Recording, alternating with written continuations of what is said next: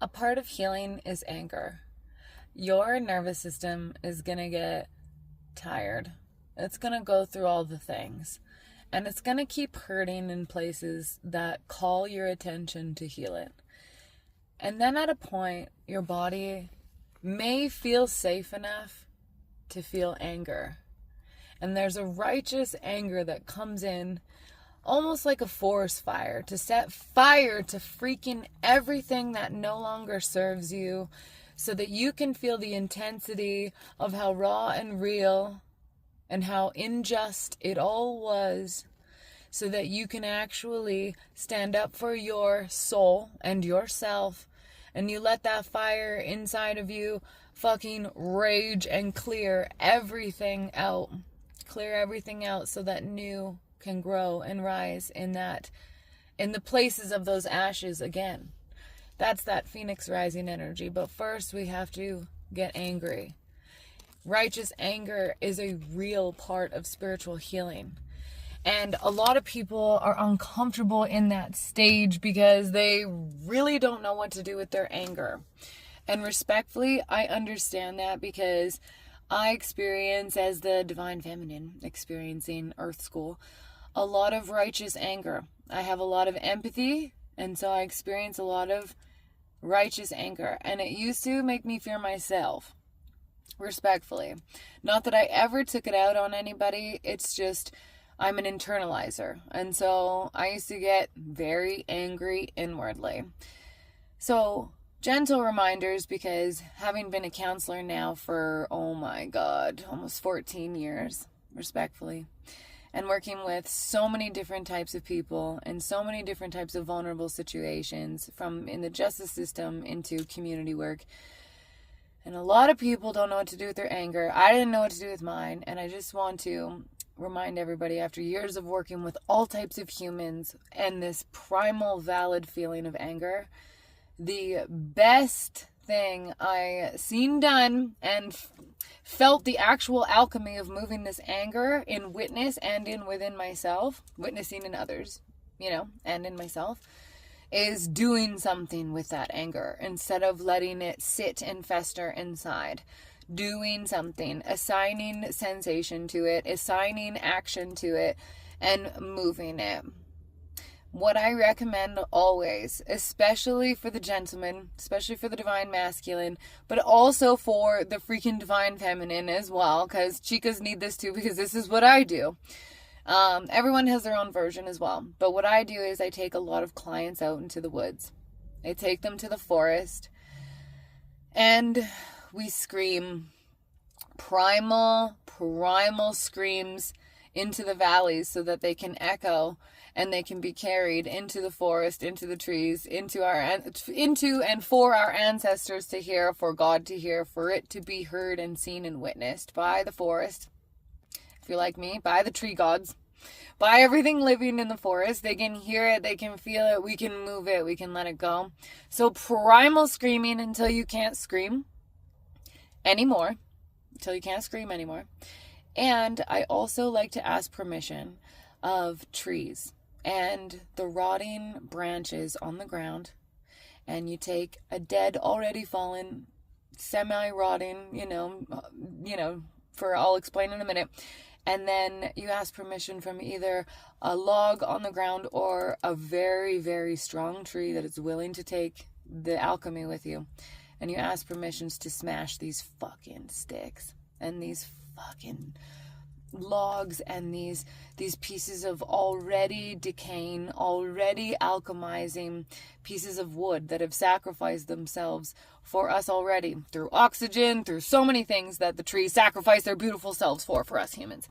So in all of that process, when I smash sticks and when I see my clients smash these sticks and they're exploding and you're moving it and you're feeling the sensation through your hands of it's like hitting if you ever swung a baseball bat and hit a ball, when you make that contact, there's something that happens in you that feels validated, something that's moved. And so when that contact happens with the sticks and with branches, And there's an explosion if you hit it against, you know, a log or a tree, and there's that explosion of the branch.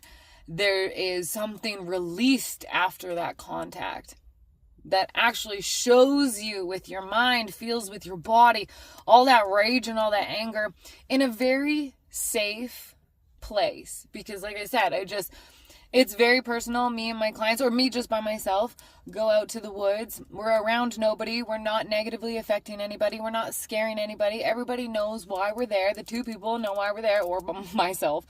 And there's all this consent being gathered, right? From the forest, from the sticks, from the trees, from the people themselves.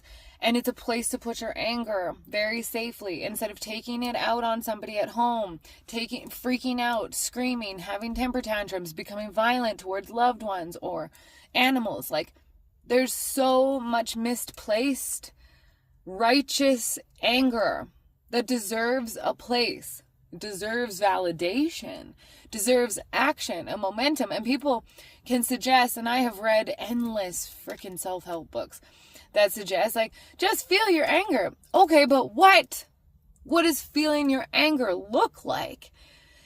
What does it look like in action that is also safe, but you can literally see the alchemy of your anger? So exploding a freaking stick makes me feel good. And then eventually I have smashed 5 to 10, sometimes 20. It depends on what we're angry about. And once we've smashed all this and moved it, you're actually tired. You actually feel different on the other side. There's a cue inside that says, okay, I'm done smashing sticks and screaming primally now. There's something that is felt inside that knows, okay, I have release. That was a release, a genuine one. For my heart, for my anger, for my soul. And then you have the space to breathe again. Because you know you got angry. And you did something with that anger. And you got to feel it. And sometimes I cry. Sometimes I end up smashing sticks till I cry. And I don't cry a lot. But when I do, it's fucking great. Beautiful releases, right? And then I'm not angry anymore. Because I didn't shove it down. Because I didn't just cry about it. Or just freak out at somebody. Which always just makes me feel... Like, anytime you act out towards somebody or yourself in anger, there's that freaking guilt and regret, right? And then the sorries that have to follow. If you go out and smash some sticks out in the woods and you feel better afterwards, you don't have anyone to say sorry to. You know, you don't have the guilt. Like, you didn't just mess anything up. Those sticks were already messed up in the forest. Respectfully, because they were on the ground ready to rot. You know, they were just ready to do the rest of their mission. And now you've just kind of made them scattered about more and kind of made the rest of their mission maybe a little easier. I don't know. It's all alchemy. You know? Like,